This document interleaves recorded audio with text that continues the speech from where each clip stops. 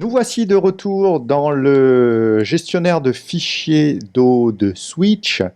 Donc, pour rappel, nous avons un fichier requirements dans lequel contenait les bibliothèques que nous avons chargées. Il y avait Flask et la bibliothèque pour l'authentification. Ça sera une vidéo que je ferai plus tard.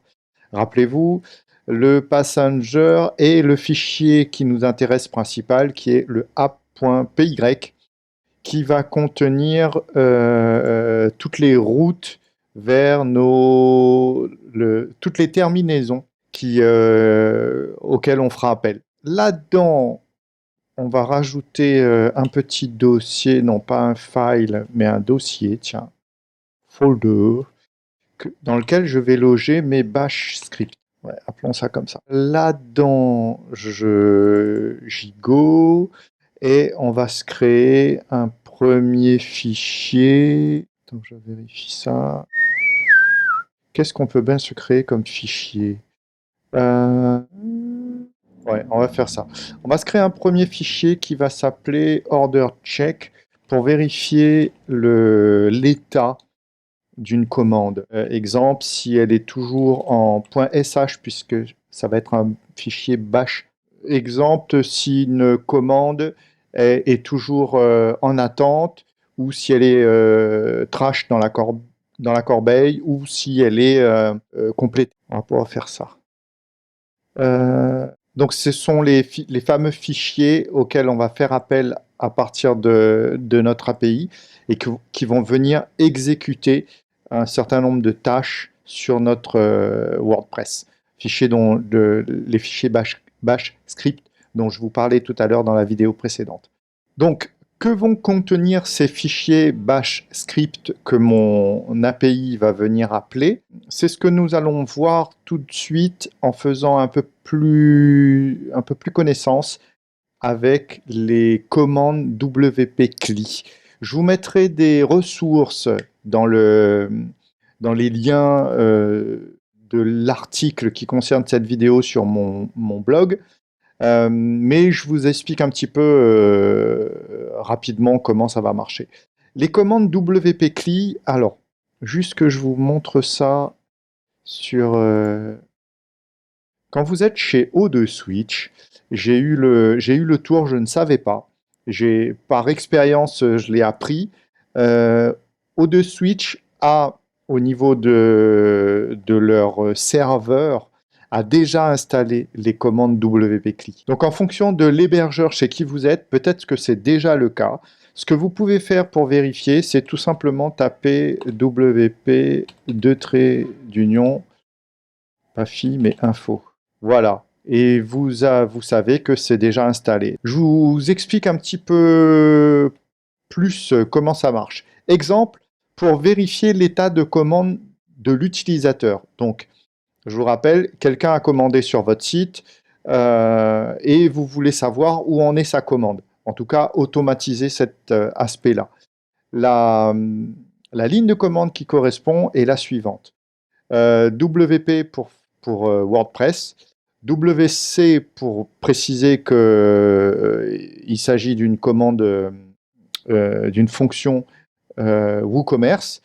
Ensuite, deux traits d'union, user égale, et vous mettez ici le username, par exemple. Ça marche aussi avec l'ID, je crois. C'est une série de chiffres là. Vous mettez ici l'username de l'administrateur, c'est important, autrement ça voudra pas fonctionner. Souvent, votre username, c'est une série de lettres. Par exemple, ça peut être ludovic.klein. C'est souvent généré automatiquement par rapport à votre email. L'email qui a servi à votre inscription. Donc ça, c'était pour l'username. Le order ID, ça sera souvent une série de chiffres, exemple 17 858, 52, pardon. Le statut, enfin, le champ qui vous intéresse, ici, ce qui nous intéresse, c'est avoir le statut de la commande. Donc, en gros, ce qu'on lui dit, c'est ça concerne WordPress, ça concerne précisément WooCommerce.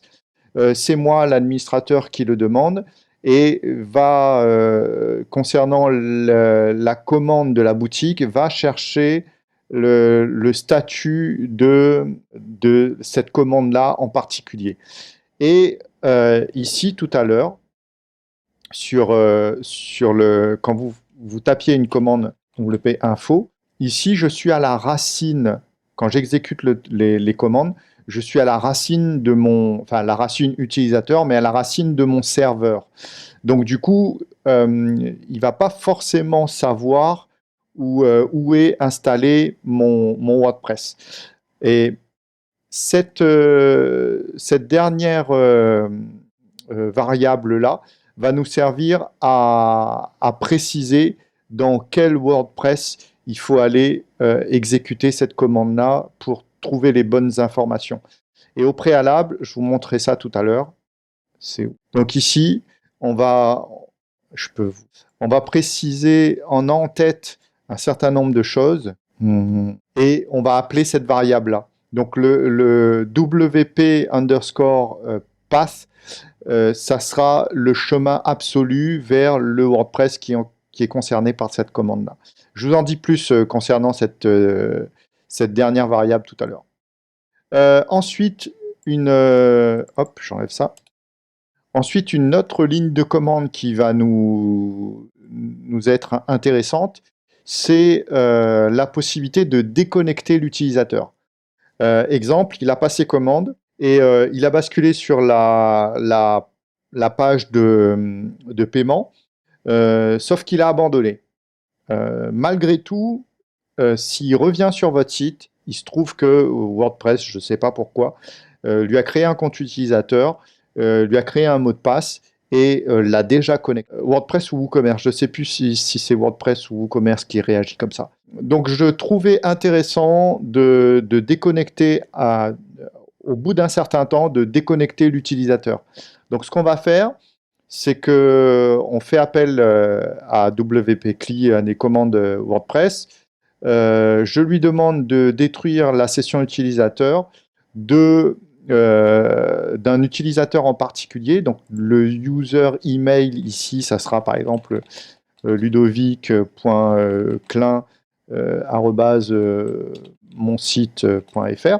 Et ici, je lui précise pour quelle installation WordPress je veux qu'il fasse ça. Et le all vient préciser toutes les sessions utilisateurs.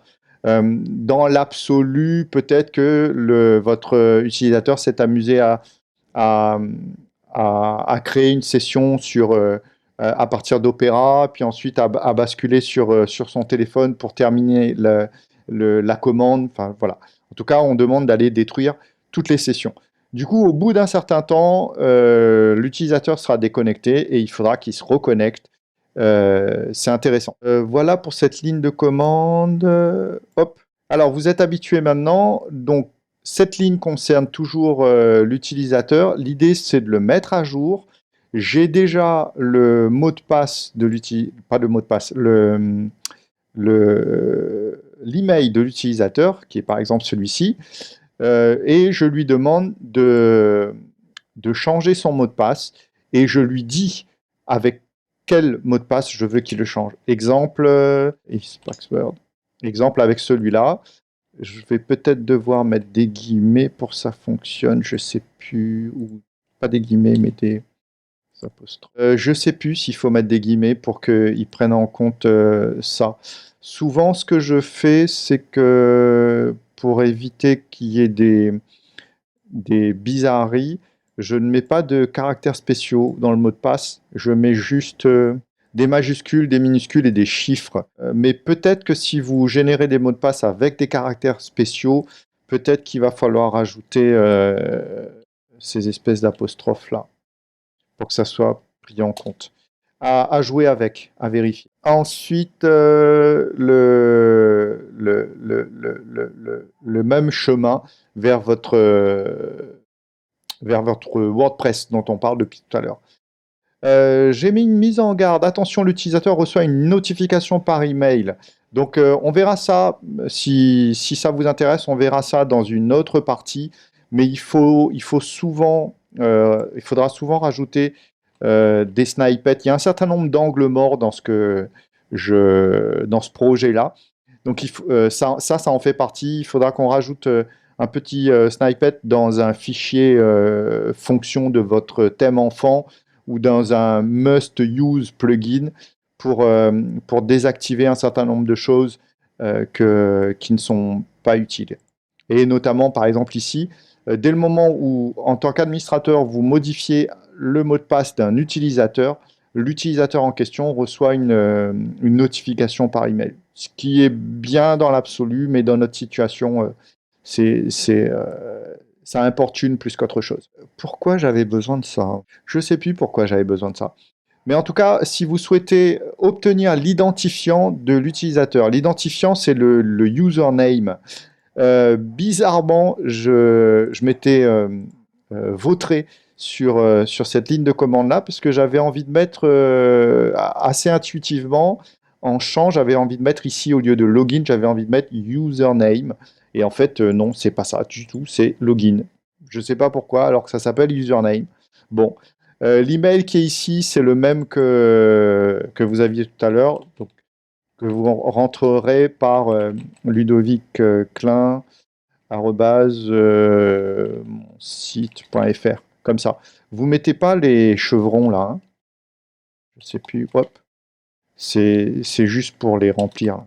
Vous mettez pas ça, hein. Vous mettez directement l'adresse mail derrière le égal. Non, c'est pas là, c'est là. Derrière le égal. Il n'y a pas d'égal d'ailleurs. Ça, ensuite...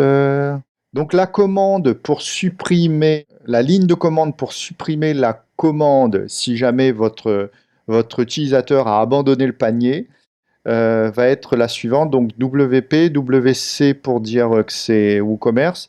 Toujours bien préciser l'identifiant de l'administrateur, donc vous, derrière le égal. Ça, c'est la commande, donc ça concerne une commande de la boutique, il faut la supprimer. L'order ID, c'est une série de chiffres, ok, et le chemin absolu vers l'instance WordPress qui est concernée. Et enfin, supprimer l'utilisateur, donc là, c'est en rapport direct avec WordPress et non plus WooCommerce. Toujours besoin de l'adresse email de l'utilisateur. Je le force. Yes, c'est pour parce qu'en fait, si vous faites ça dans le terminal sans mettre le yes, il va vous demander une confirmation. Et donc, comme il s'agit d'automatiser tout ça, d'office, on lui dit me demande pas la confirmation, c'est sûr. Donc, c'est pour ça qu'on précise yes. Et le chemin absolu vers le WordPress concerné. Ok, alors on va un petit peu plus loin dans la maîtrise de ces commandes-là. Là, il s'agit plus de la maîtrise de Bash script en général. Par exemple, vous avez une première commande que vous voulez conditionner pour l'exécution de la seconde commande, commande 1, commande 2. Si vous mettez ce signe-là et derrière, entre les deux, commande 1, commande 1 et commande 2. Si vous mettez et entre les deux, pourquoi ça ne veut pas? Voilà. Si vous mettez et entre les deux, ça veut dire que la commande numéro 2 ne s'exécutera que si la commande numéro 1 a été exécutée avec succès. En revanche, si vous mettez non pas et mais un point-virgule, ça veut dire que la commande numéro 2 va s'exécuter après la commande numéro 1, quel que soit son résultat. Qu'elle ait réussi ou échoué, la commande numéro 2 sera exécutée. Alors, pour un souci de confort et de compréhension, entre les deux, on peut mettre un espace, mais vous verrez avec ou sans espace, que ce soit avant ou après, peu importe. Le terminal comprendra ou le bash script comprendra. Je vous ai mis un exemple, me semble-t-il. Voilà. Par exemple, sur un de mes bash scripts, notamment la partie nettoyage, je l'ai appelé order cleaner, je crois d'ailleurs. Si jamais vous voulez nettoyer votre WordPress et votre WooCommerce si l'utilisateur a abandonné son panier, par exemple, supprimer la commande en attente de l'utilisateur et supprimer l'utilisateur en question, il serait intéressant d'enchaîner dans le même... alors, vous pouvez soit faire ça aussi, ça marchera. Vous pouvez faire commande 1 et à la ligne, vous faites commande 2. Ça marche aussi, hein. Tous les chemins mènent au Rome. Mais ce qu'il y a d'intéressant, c'est de conditionner les deux. Exemple, ce que j'ai fait, c'est ça. Donc, supprimer la commande de l'utilisateur, et si celle-ci réussit, supprimer l'utilisateur en question. Voilà. Histoire que les deux soient reliés. Et on arrive à la partie dont je vous parlais tout à l'heure, c'est-à-dire les variables quelque part pour qu'on va devoir mettre dans un bash script, parce que parfois, en fonction de votre hébergeur, en fonction de comment votre serveur est configuré, parfois il va falloir lui donner les chemins absolus vers les différentes fonctions. Donc ici, j'ai mon bash script tout à l'heure que j'ai appelé order check, qui est pour vérifier l'état d'une commande. Donc, ça, j'en ai pas besoin. Ça a un nom, ça, je sais plus comment ça s'appelle, mais c'est pour lui repréciser, même si le point SH lui dit déjà ce qu'il faut, lui repréciser que le contenu c'est un bash script. Et voilà les variables qu'on va venir appeler. Donc ici, vous allez mettre le chemin absolu vers vers le dossier dans lequel est situé votre WordPress. Dans ce dossier-là, vous avez d'autres dossiers du type WP, trait d'union contente, WP, trait d'union admin, etc. Donc, dans quel dossier est situé votre WordPress? Moi, par exemple, je crois que c'est home, une série de chiffres, et puis Wyoming Music, RE, un truc comme ça. Donc moi, ça ressemble à ça. Donc ça, c'est mon nom d'utilisateur chez O2Switch. Donc à chaque fois que j'ouvre mon terminal, pas mon terminal, mon gestionnaire de fichiers, j'atterris ici. Et donc il faut que je rentre dans mon dossier où est situé le WordPress de Wyoming Music, c'est-à-dire dans l'absolu ce dossier-là, et que je précise ce chemin. Exemple, hop, vérifier l'état de commande. OK. Exemple, si je colle cette commande ici. Donc, j'ai défini la variable WP_pass qui est en fait le chemin absolu vers mon WordPress. Et donc, pour appeler cette variable-là, je lui mets un $ devant et je redis. Je redis comment je l'ai nommé. Et donc ici, ça me permet d'éviter, j'aurais pu faire ça si vous voulez. Copier, hop, ça revient à la même chose. Mais voilà, ça me fait un petit raccourci avec une variable à rappeler. Alors parfois, par exemple, ici, le WP, il faut lui mettre il faut lui dire où aller chercher cette fonction WP là. Et donc parfois, dans certaines configurations, il faut non pas mettre WP comme ça parce que ça ne voudra pas marcher, mais et appeler la variable comme ça qui va venir chercher la fonction au bon endroit. Pareil, je sais plus c'était pourquoi ça. Ok. Pareil ici, parfois, en fonction de la configuration de votre serveur, il faut lui dire où il doit aller chercher et surtout quelle version de PHP il doit aller chercher. Donc, par exemple, parfois, vous devriez avoir, donc ici, lui préciser la version de PHP et la version de où aller chercher la commande WP click avec les chemins absolus pour que ça fonctionne. Ici derrière ensuite. Mais bon, chez O2Switch, ça a été testé, juste ça, ça marche. Donc on est d'accord, hein, la commande qui est ici, elle est exactement la même que celle que vous exécuteriez dans un terminal une fois connecté, hein. Si je colle, elle est où? Si je personnalise cette commande-là et que je la colle dans mon terminal, elle fonctionne. Voilà. Là, il me dit que cette commande numéro 17256, elle a comme statut trash, Ça veut tout simplement dire qu'elle est dans la poubelle. Donc, ça vous permet, quelque part, quand vous construisez une commande avec WP-CLI, le terminal, prenez soin de vérifier dans le terminal que la commande fonctionne et que votre commande est bien construite. Voilà pour la partie Bash script. Je vais en faire quelques-uns avec ces lignes de commande-là, en les personnalisant. Et je vous retrouve dans la suite de la vidéo pour cette fois-ci s'intéresser aux différents routages dans l'API. Où est-ce que c'est? Hop. Donc ici, on va mettre en place un certain nombre de routes, de points de terminaison auxquels on va pouvoir faire appel pour exécuter les bash scripts qui nous intéressent. À tout de suite.